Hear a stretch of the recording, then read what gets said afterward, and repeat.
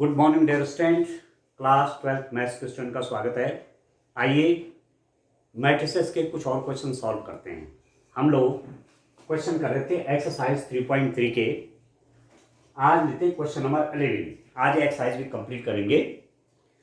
आप देखिए question number 11 को मैं रीड कर रहा हूँ। यदि ए तथा बी समान कोटि के सममित आव्यूह हैं तो A B minus B A एक। अब ये MCQ है, बहुविकल्पी प्रश्न है ये। तो इसमें इन सब में कौन सा विकल्प सही है ये देखना है।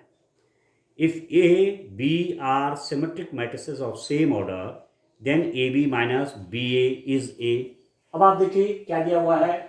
आपके पास टू मैट्रिसेस दे रखे हैं, ए और बी। ये क्या है? इस सिमेट्रिक मैट्रिक्स है, सममित आव्यूह है। ए बी सममित आव्यूह है, बी भी सममित आव्यूह है। ए सिमेट्रिक मैट्रिक्स है, बी सिमेट्रिक मैट्रिक्स है। तो यदि ए और बी सिमेट्रिक मैट्रिक्स हैं तो क्या रूल पढ़ा आपने? A transpose is equal to A और B transpose is equal to B. सीधी सीधी बात है। यदि ए मैट्रिक्स सिमेट्रिक है तो क्या रिजल्ट निकलता है? A transpose is equal to A. यदि बी मैट्रिक्स आपकी सममित है तो क्या रिजल्ट निकलता है? B transpose is equal to B. ये तो निकलता है। तो ये दिया हुआ है।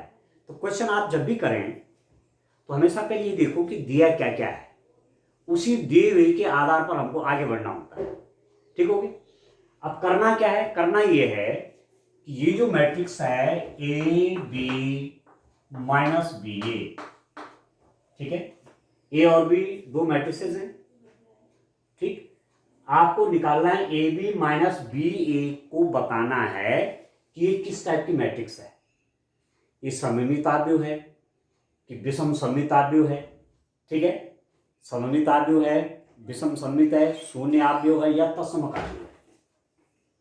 Which type of, what is the type of this matrix?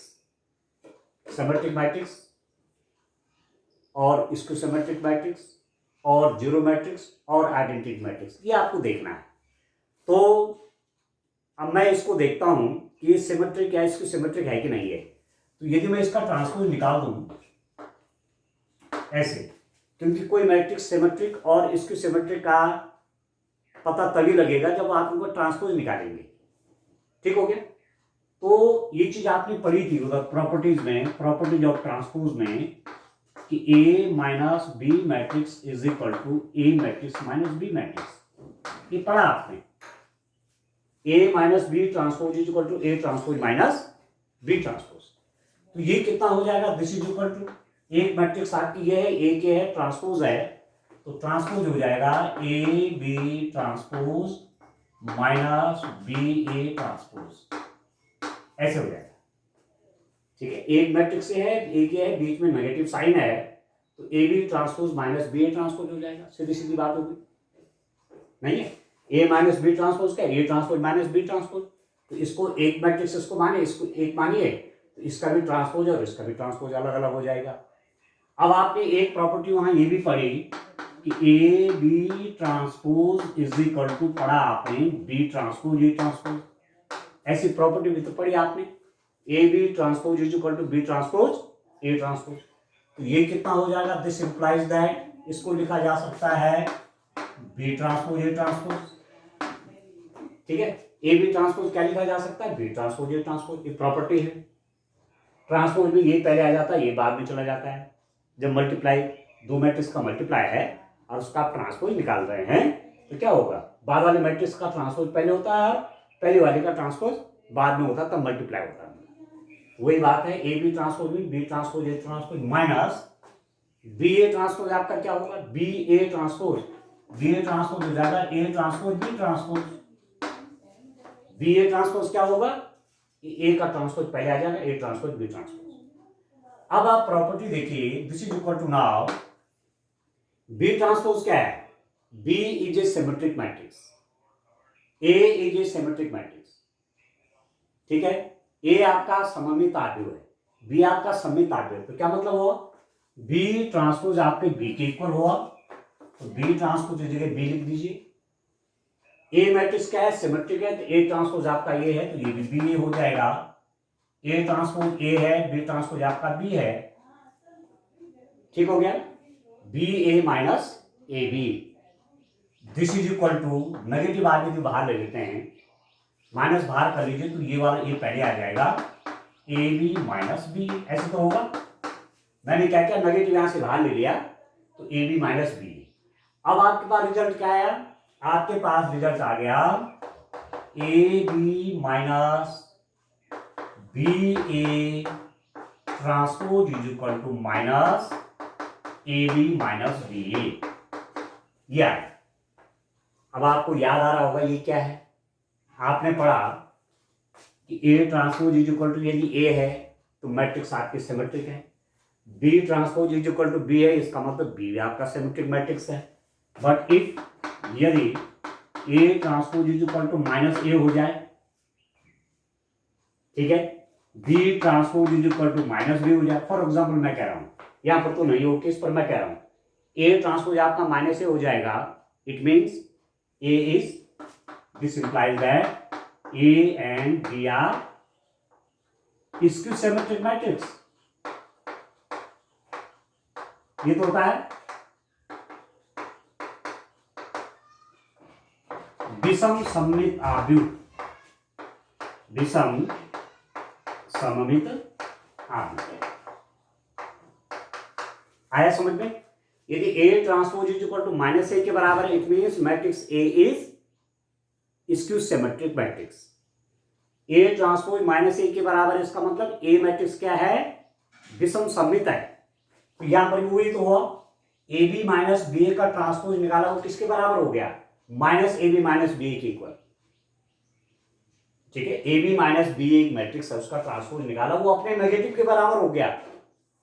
इसका मतलब this implies that A B minus B A एक विषम सममित आव्यूह है। ठीक है, A B minus B A is a skew symmetric matrix. अब समझ गया? ठीक है, तो कौन सा ऑप्शन सही है, 11 का ये वाला ऑप्शन सही है।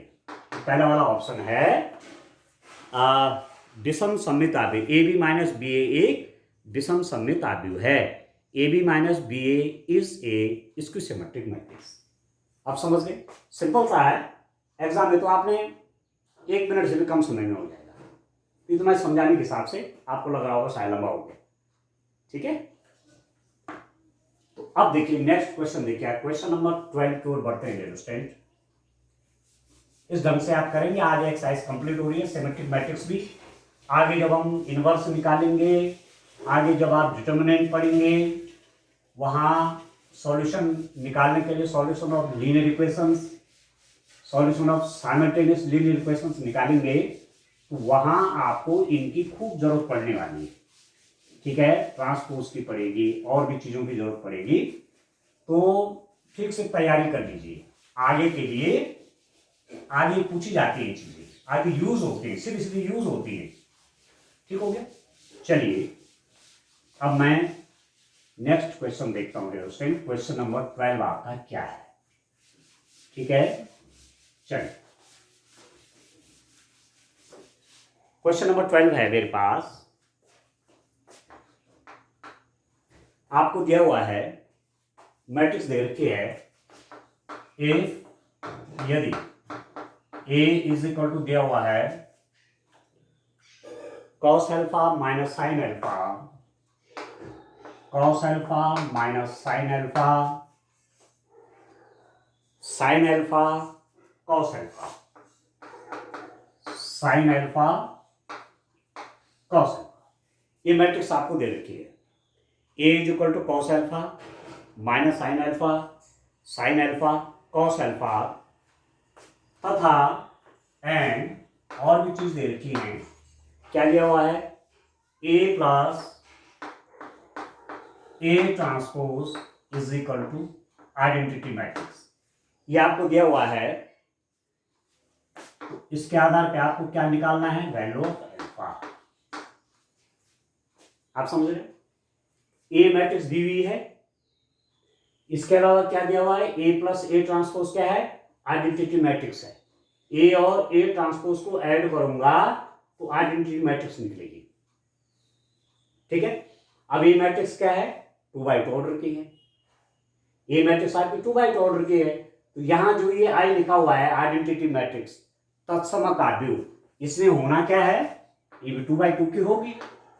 तो ये 1 0 0 1, ये है आइडेंटिटी मैट्रिक्स, ये है तत्समकाव्य। ठीक है, तो आपको ये दिया हुआ है एक्चुअली, तो हम क्या करेंगे, हमें ए भी दे रखा है, हमको ए ट्रांसपोज भी चाहिए, तो आप ए ट्रांसपोज निकाल लीजिए। ए transpose is, this is the matrix given.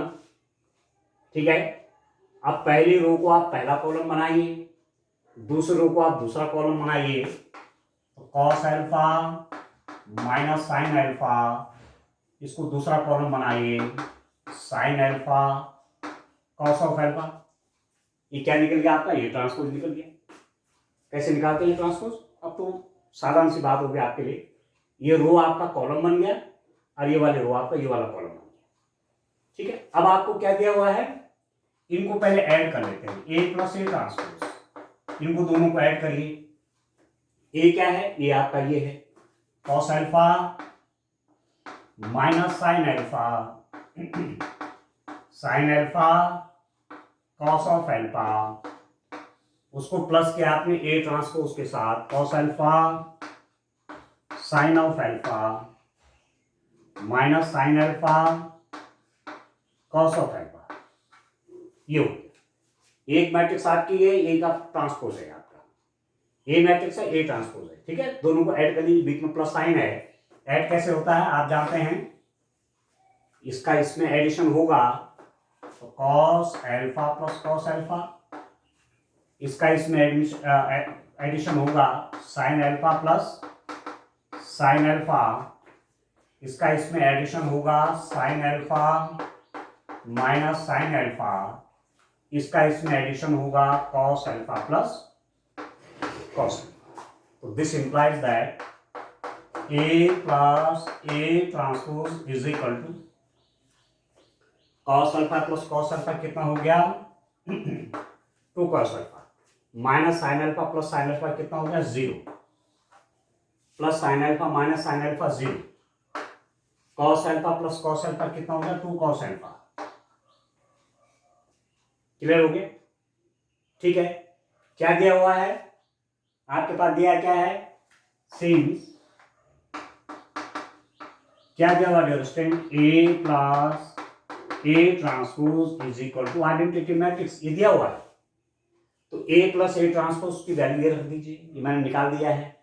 तो ये हो गया आपके पास 2 cos of alpha 0 0 2 cos of alpha is equal to identity matrix, ये मैट्रिक्स आइडेंटिटी मैट्रिक्स के बराबर है, ये मैट्रिक्स तत्समकाव्य के बराबर है। तो ये 2x2 के, तो वो भी 2x2 का लेना पड़ेगा, 1 0 0 और 1।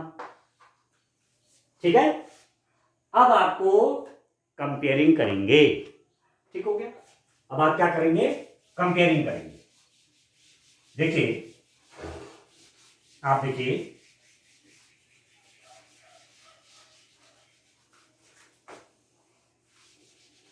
देखिए डियर स्टूडेंट, कितना होगा,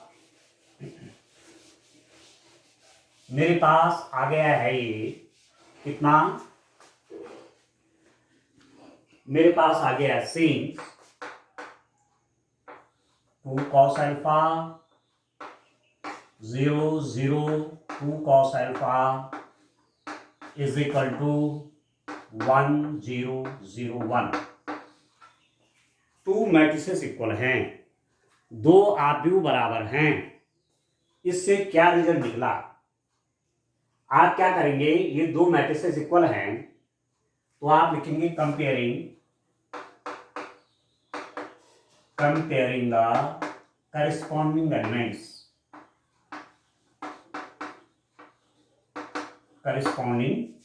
एलिमेंट्स, ठीक है।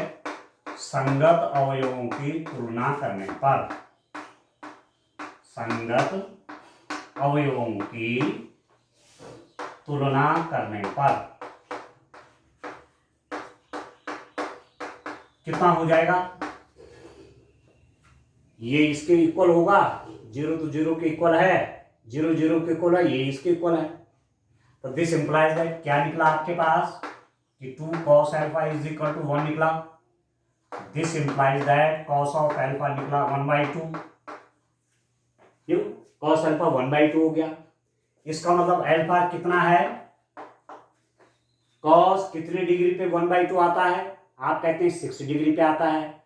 60 डिग्री पे आता है तो π/3, cos π/3, cos 60 degree is equal to 1/2। इसका मतलब अल्फा की जगह पे 60 है, 60 मतलब π/3।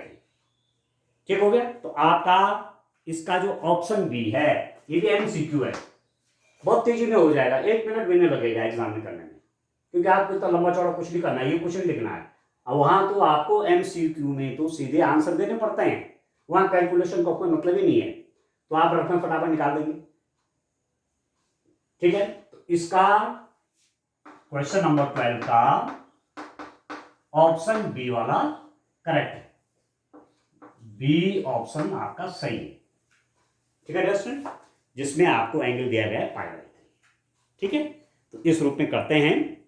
अब मैं चलता हूं आगे, बहुत इंपॉर्टेंट पोर्शन है ये आपका मैट्रिक्स का। टू फाइंड द इनवर्स, किसी मैट्रिक्स का क्या इनवर्स निकाल सकते हैं, व्युत्क्रम निकाल सकते हैं, किसी मैट्रिक्स का व्युत्क्रम निकाल सकते हैं आप। ठीक है? आज उस पर चर्चा होगी। उस पर जाने से पहले हम डिस्कस करेंगे एलिमेंट्री ऑपरेशंस पर या एलिमेंट्री ट्रांसफॉर्मेशंस पर। ठीक है? प्रारंभिक रूपांतरण। ठीक है डियर स्टूडेंट, प्रारंभिक रूपांतरण, उस पर अभी डिस्कस करेंगे। क्या चीजें हैं देखिए, अब बड़ा इंपॉर्टेंट भी है। ठीक हो गया? चलिए मैं आता हूं एलिमेंट्री ऑपरेशंस। ठीक है? एलिमेंट्री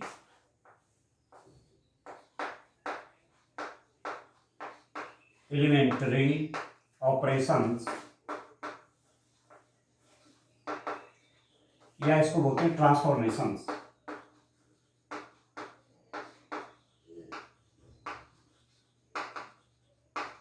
ठीक है? ट्रांसफॉर्मेशन ही हुआ, transformation of a matrix.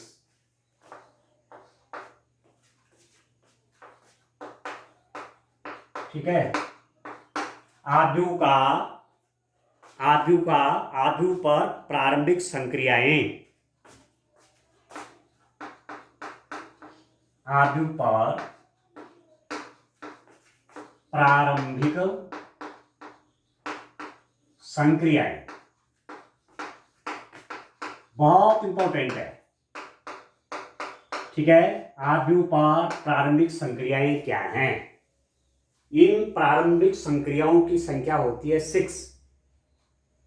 There are 6 type of elementary operations of a matrix, 3 on rows and 3 on columns.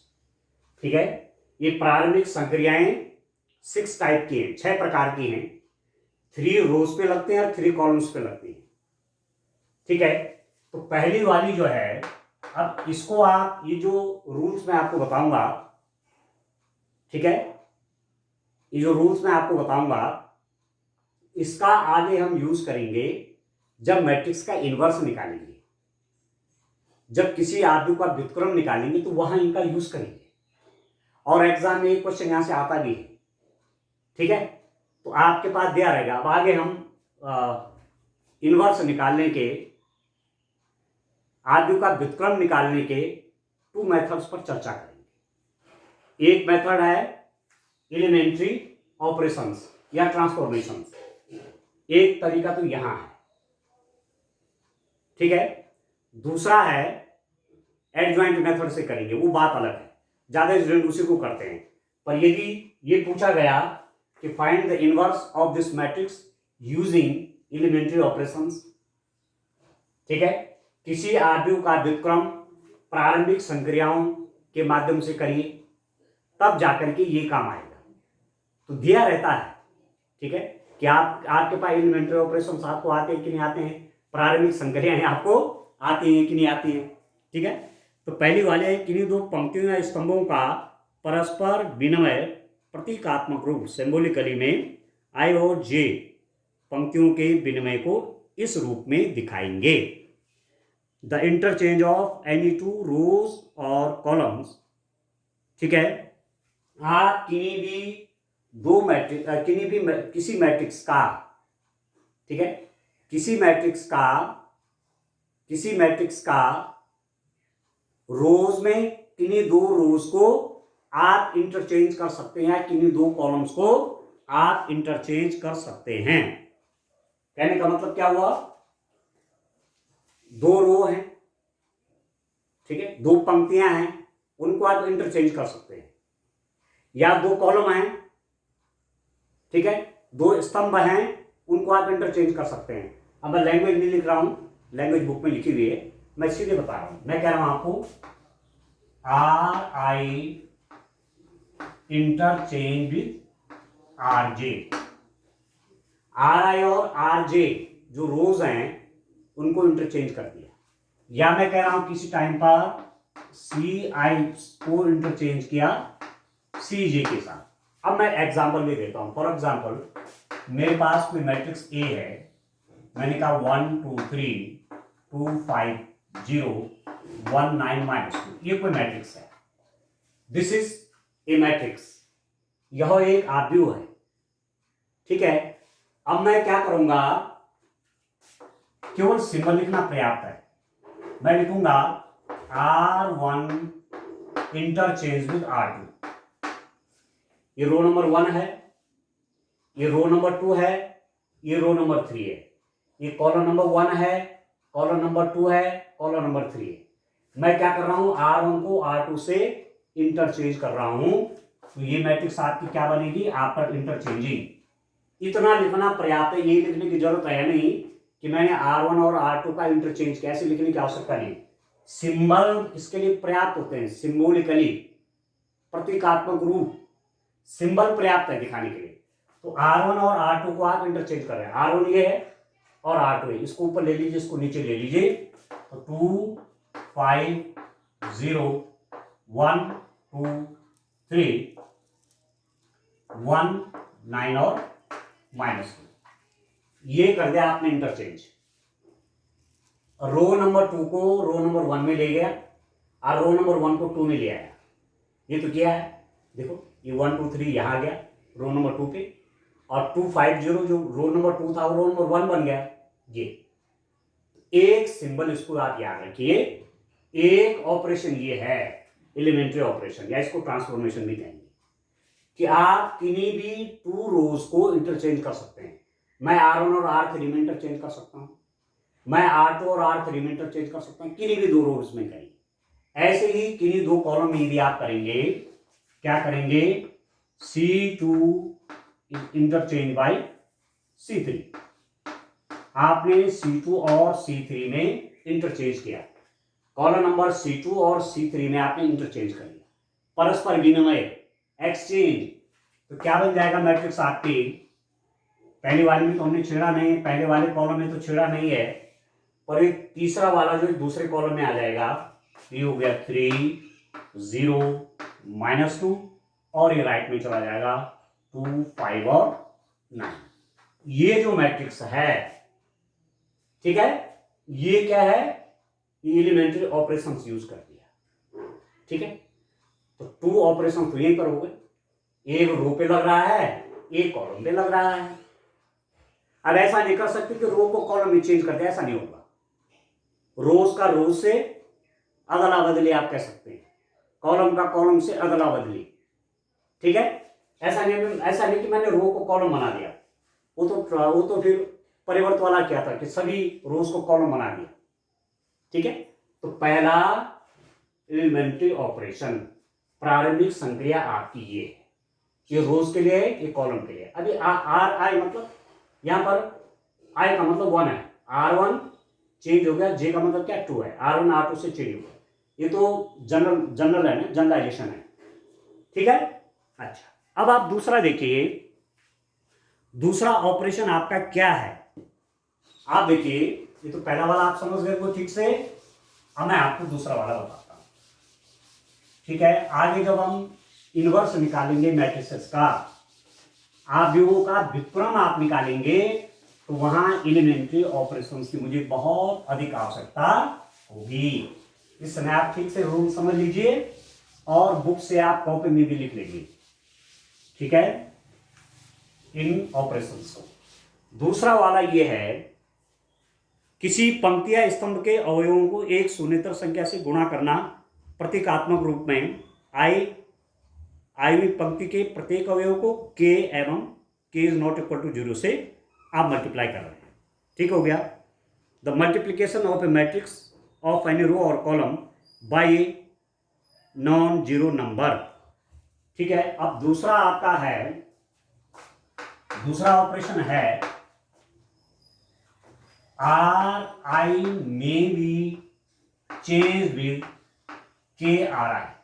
आप समझ रहे हैं इसका मतलब, R I may be change with K R I, मतलब या कॉलम में देखिए C I may be change by K C आई। आप क्या कर रहे हैं कि किसी रो में के से मल्टीप्लाई कर दे रहे हैं, किसी कॉलम में के से मल्टीप्लाई कर रहे हैं, ये एक ऑपरेशन हो गया। दो ऑपरेशन पहले वाले बताए, कॉलम पे लग रहा था, रो पे लग रहा, 2 हो गया, 2 ही हो गए। अब मैं एक एग्जांपल से दिखाता हूं। फॉर एग्जांपल मेरे पास बी कोई मैट्रिक्स है, मैंने ले लिया 5 1 -9 2 3 -2 -1 -4 -5। फॉर एग्जांपल ये कोई मैट्रिक्स है, ठीक है। आप क्या कर रहे हैं यहां पर, आप कर रहे हैं R2 को मैंने किससे चेंज किया, 3R2 से।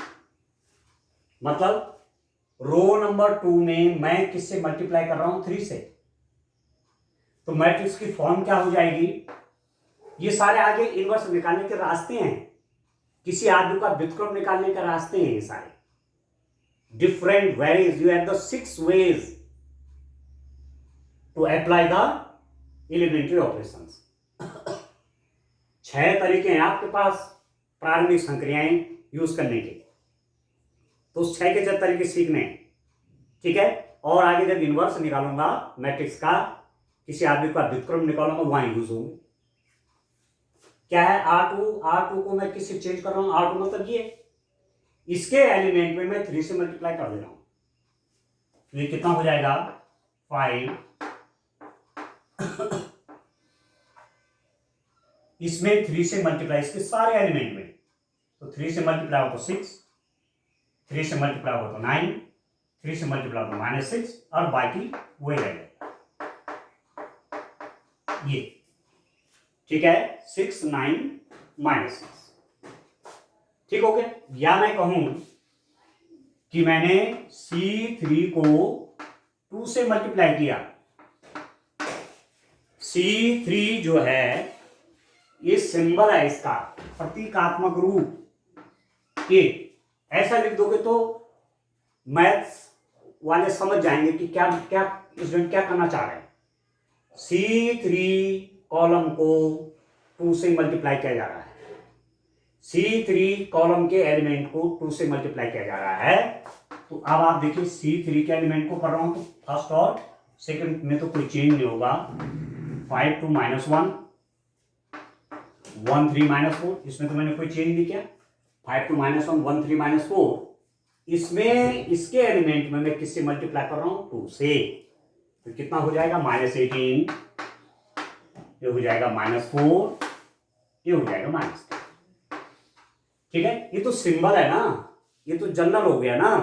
वहां तो जब एलिमेंट्री ट्रांसफॉर्मेशन लगाएंगे तो ऐसे लिखने पड़ेगा ना, ऐसा लिखना पड़ेगा ना, कौन सा रो पे लगा रहा हूं, कौन सा कॉलम पे लगा रहा हूं।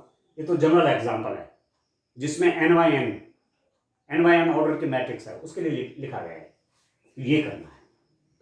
C3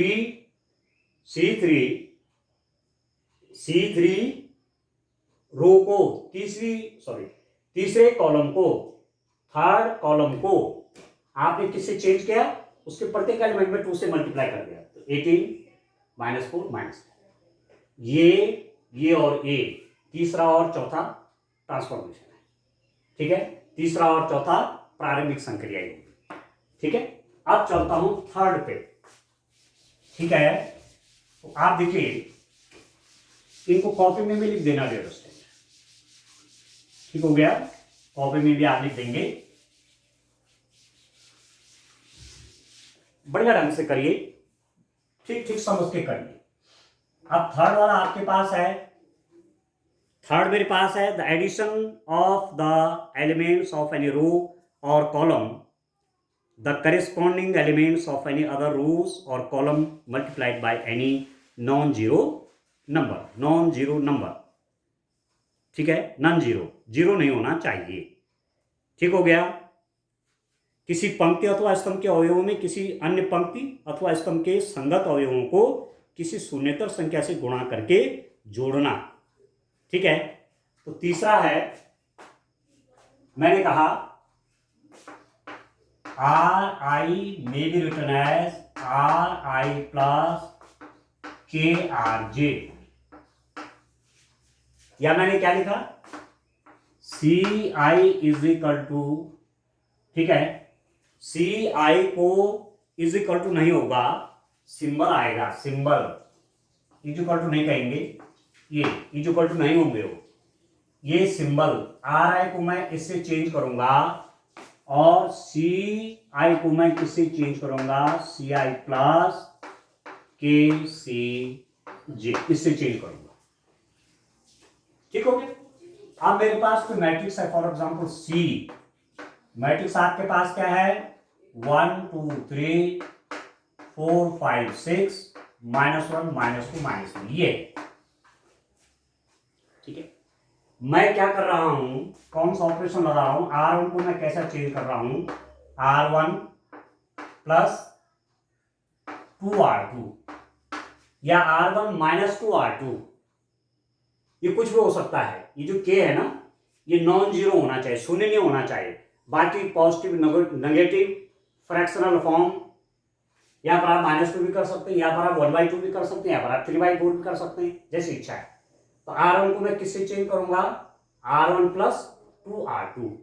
अभी कितना हो जाएगा, ये आपका कितना बनेगा, ये वाला मैट्रिक्स मल्टीप्लाई करने के बाद ये वाली मैट्रिक्स आपकी बन जाएगी, कैसे,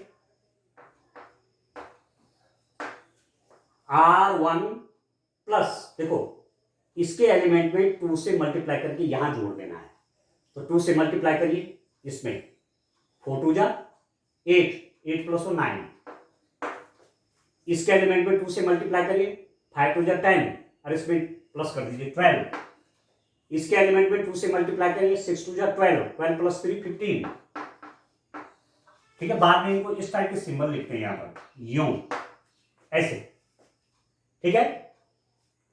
बाकी को हमने कोई चेंज नहीं किया, 4 5 6 -1 -2 -3, इस रूप में आप इसको लिख देंगे, या यहां पर आप या भी लिख सकते हैं, यू मे राइट हियर, या और लिख सकते हैं, यहां पर आप इसमें और भी यूज कर सकते हैं।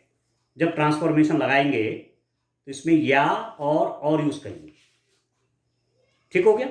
अब आप देखिए, ये आ गया।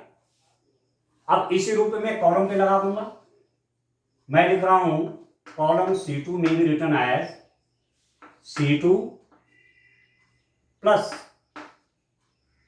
2C3, ये लगा देना, कितना हो जाएगा, तो यही आपकी क्या बन जाएगी। और देखिए, मैंने C1 और C3 में नहीं छेड़ा, C1 आपका यही है 1 4 -1, C3 भी आपका यही है 3 6 -3। मैं केवल C2 को चेंज कर रहा हूं, कैसे कर रहा हूं, C2 प्लस 2C3, इसमें इसका डबल करके ऐड कर रहा हूं, 2c3, इसके एलिमेंट में 2 से मल्टीप्लाई करो तो 3 2 जा 6 प्लस C2 मतलब इसमें ऐड कर लीजिए तो 8 होंगे। इसके एलिमेंट में 2 से मल्टीप्लाई करिए 12 प्लस 5 यहां पर 17 आ गया।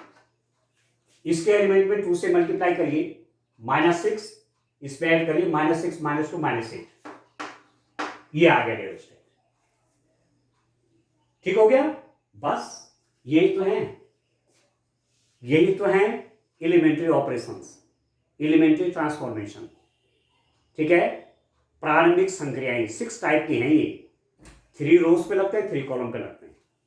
ठीक हो गया, तो इनको आप बढ़िया ढंग से तैयार करेंगे तो आगे मैं इनवर्स ऑफ ए मैट्रिक्स आपको नेक्स्ट लेक्चर में बताऊंगा। ठीक है, तो ये जो आपको 6 रूल्स बताए हैं, 6 ट्रांसफॉर्मेशन बताए हैं, 6 संक्रियाएं बताई हैं, इनको आप कॉपी में विधिवत लिखिए और समझिए। ठीक है, आज के लिए इतना काफी है। Thank you.